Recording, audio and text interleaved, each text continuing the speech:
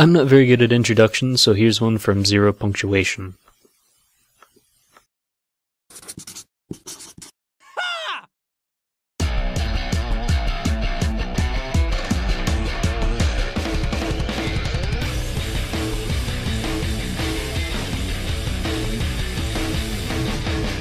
The internet has become a very useful tool in the past decade. I was trying to record the audio for this project, and I kept getting feedback on my recordings that was so loud you couldn't hear anything. So I googled how to fix feedback on recordings, and it led me to a YouTube video by a user who lived in Britain. Now, the interesting thing is that a person who lives thousands of miles away managed to help me with a problem that I didn't even know I had. He just decided to upload a video on how to record audio for game commentary. That's one of the interesting developments in the internet. Built originally for communication between companies, it can now help people communicate on a global scale. For instance, I could have a conversation with a man in Japan, or watch the waves on Australian beaches. One of the side effects of the creation of the internet was the advent of the commercial computer. A few weeks after it had been made, their first idea was to create a game on it. Ever since then, developers have been creating games on computing devices that most people didn't even think would exist. Back in the 80s, you used to need a stereo, a house phone, a camera, and a computer that was the size of a house to do everything an iPhone can. And the iPhone can fit in your pocket. But the iPhone isn't the only computer that exists. Higher performing computers have been invented solely for the purpose of playing video games.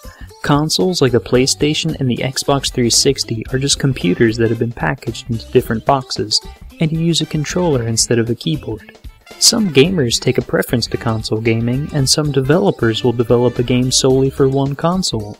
Although it can be a risk, sometimes it can pay off. An example is Halo. It was launched only on the original Xbox. A group of men got a hold of the game and eventually decided to create something called a machinima, where you create a movie-like experience, but use video game characters instead of actual actors. I think about sometimes, when you're a kid and adults ask you, what do you want to be when you grow up, or what is it you want to do? And I think back to the thoughts and the ideas I had as a kid. And if me today went back and talked to like 10-year-old me and was like, okay, listen, there's going to be this thing called the internet. You're going to make videos using video games, and that's going to be your job. I'd have been like, what the hell are you talking about? It's really, really bizarre, and it's really been an awesome experience. That was Gus Sorolla, one of the voice actors for the company Rooster Teeth, which was behind the brainchild called Red vs. Blue, a machinima that depicts two groups of soldiers having a civil war in a box canyon. Gus and many others are employed by Rooster Teeth, and like he said, they make their living by recording videos and uploading them for people to see. It's a type of job that few would have guessed could exist. The idea that you could create a video here and have it be seen by a person in Japan seemed like a preposterous idea 30 years ago. And yet, here we are, watching men and women make their living by posting videos to YouTube. Content creators like Jenna Marbles, Ray William Johnson, and the Slow-Mo guys create videos where they talk about news of the week or show a bubble popping at 60,000 frames per second. And they all receive millions of views. Independent movie developers can now proudly display their productions to the masses instead of having to go through a movie production company. And even if you had to go through one, you aren't stuck with the companies nearby. If you wanted, you could go to one in a different country because the internet has created a huge web that connects all of us together. An example of this web is RTX, held by Rooster Teeth. It is an expo held in Austin, Texas for their fans, where they were treated with tours of the Rooster Teeth office, shirts, and the ability to meet the creators of the content that they all watched. The first one was held in 2011 and was only meant for 200 people, but they instead sold over 500 tickets for the expo and were sold out within minutes. People from all around the world went to the RTX event, gathering to celebrate a common enjoyment in the content that the employees of Rooster Teeth create.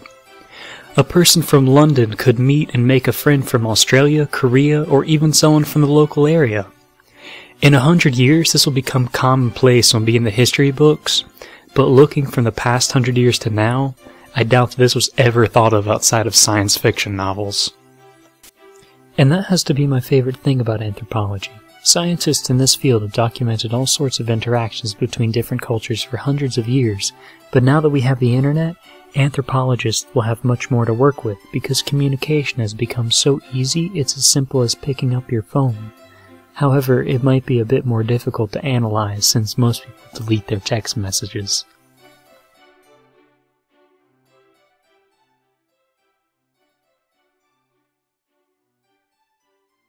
I also remember the first time we ever got a check from GameStop when they started selling our DVDs retail, and Jeff lost it.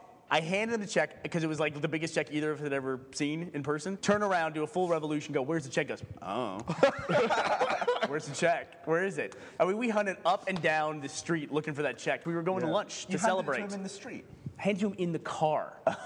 And then we get out of the car and I go, "I need the check back." Goes, "I don't have it."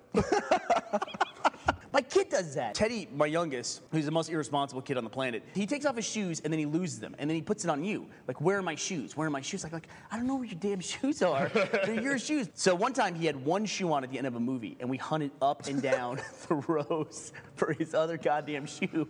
And finally we found it. Not down 3 rows, up 3 rows. How does that happen? I don't even know. So I put down Ty's shoe. Then we go walking. We walk 3 steps down. He's crying. And I turn around and go, "Why?" He goes, "I lost my shoes." He literally, this is not a joke. We went 40 feet and he didn't have his shoes anymore and he didn't know where they were.